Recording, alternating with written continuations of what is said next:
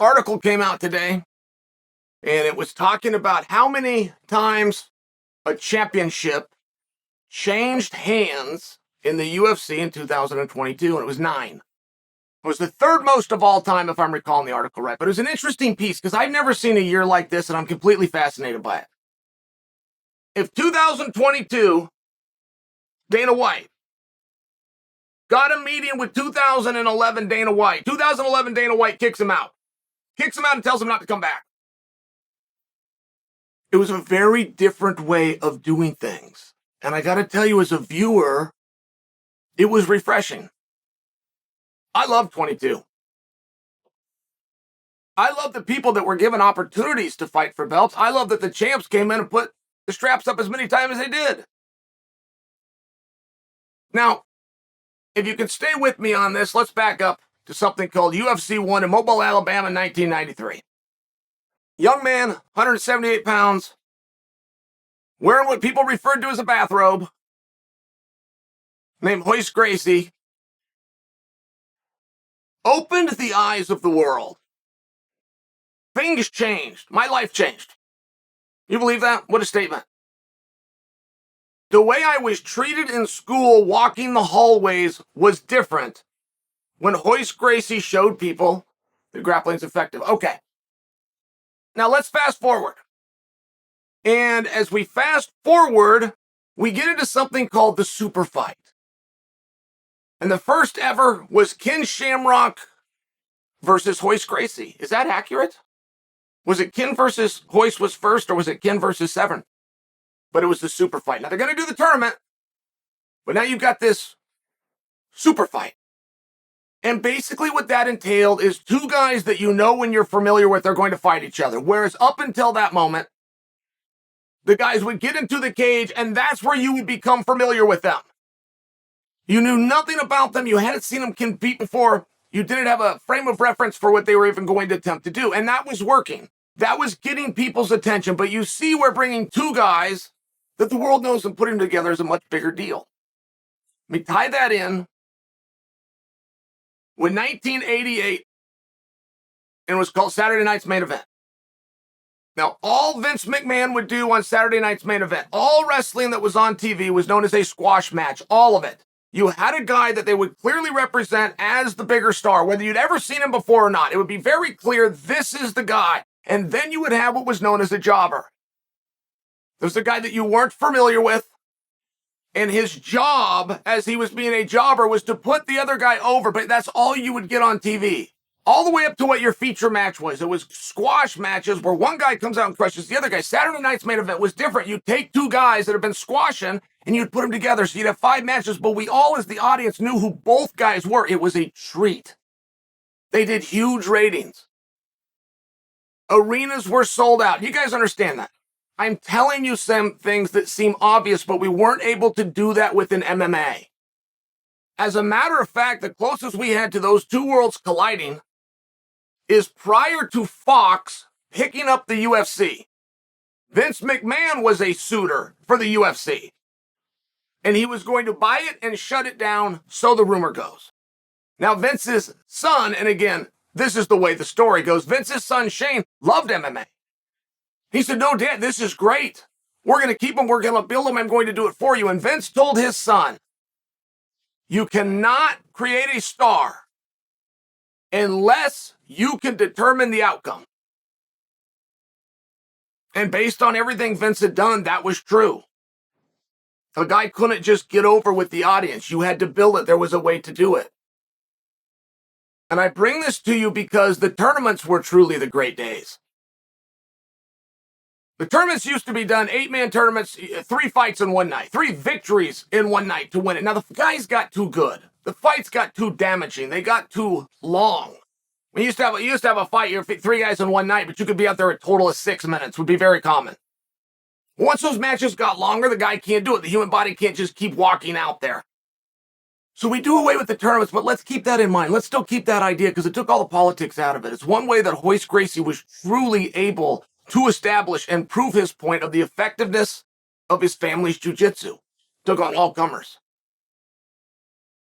There was no choosing. There was no picking. Even if you had some picking and choosing, which didn't happen, even if you had it, you don't know who else is going to win. You don't know who you're going to advance to. And once you get by that, you don't know who you're going to have an hour later. It's one of these situations where the skills were forced to live and die on their own.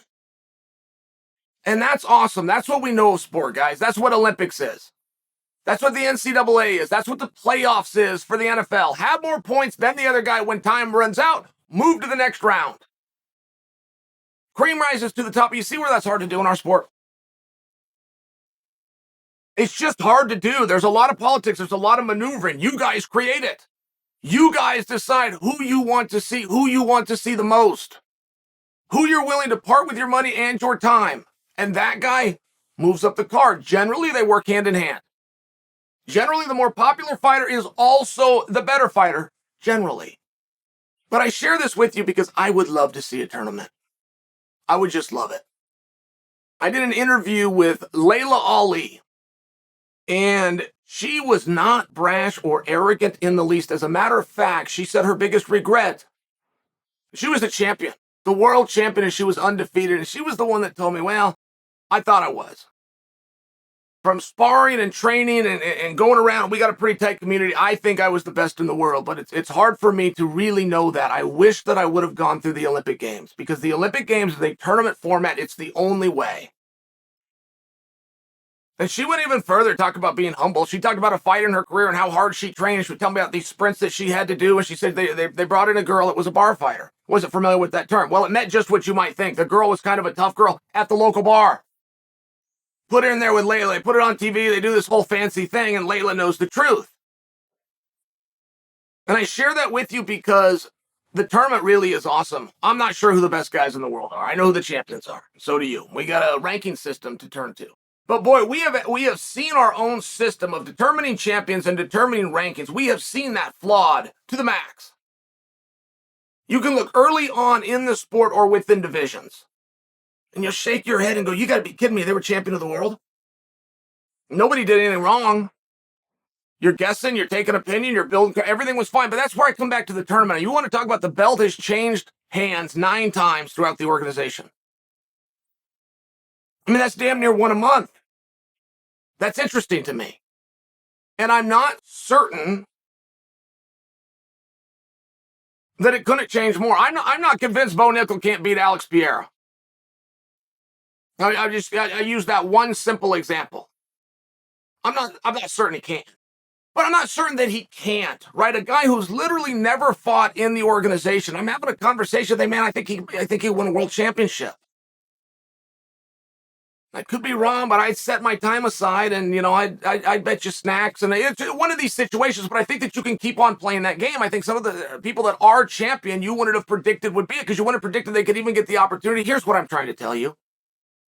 If we are, in fact, in a different time right now, where this is not as star and story driven as it once was, all right? We took some of our biggest stars and put them on ice. Ngannou says, I don't want to fight. He deals with the knee injury. Hey, we want you to get better. Let's talk that out. But business stayed good even without your heavyweight champion. Jon Jones, tremendous talent, world champion, gave the belt back. I realize this is a little bit more history than just this year, but you understand my point. He stayed on the sidelines, and we're still doing business. The Live Gate is a tremendous focus group. Tremendous. You will never have an event where the Live Gate is not sold out, but it set a record on television.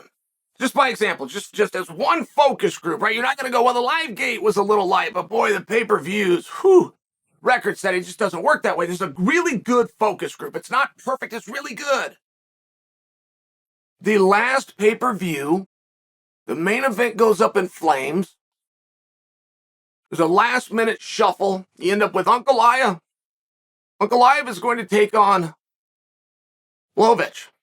Great fight, 2 tough guys. I'm just talking about the anticipation and the excitement. There wasn't a lot of time to build it. It was a last-minute deal. That gate did $4.1 million. Now, to put in perspective for you, when I fought Anderson the second time, we had the record. We set the record, and I believe that was 5.3. Could have been 5.9, but I'm somewhere in this ballpark. And I'm excluding the first time to Montreal where Georges St. Pierre fought Jake Shields. I'm removing that. It was an anomaly. And Anderson and I had the record. I want to be a little more technical. We were number 2. But we were number 2 with $1 million more than this card did. I realize that was a different time. I'm just sharing for you. That is a fascinating metric. And if, in fact, the brand and the sport, and again, that's you guys' decisions. You just love the sport so much. If you do, and we're getting a little away from it, has to be star. Do me a favor. Let's have a tournament. I would just appreciate that. The tournaments have been turned away from, look, I got to know who's fighting here. I can't just let them live and die on their own. A little bit of it Vince McMahon said is true. But 2022 has been very different. It has been a real year of competition.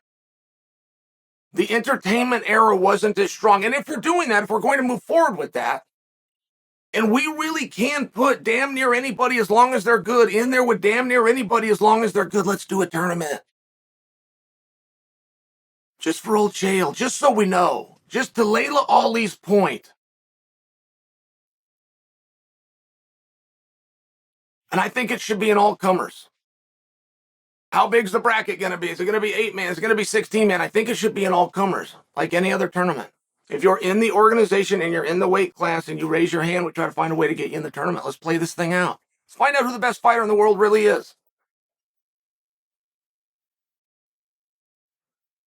I would like that. Would you?